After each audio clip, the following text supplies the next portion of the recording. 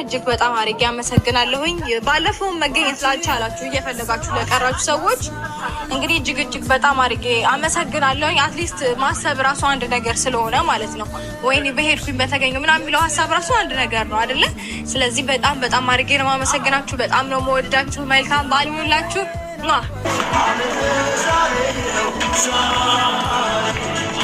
She's on it,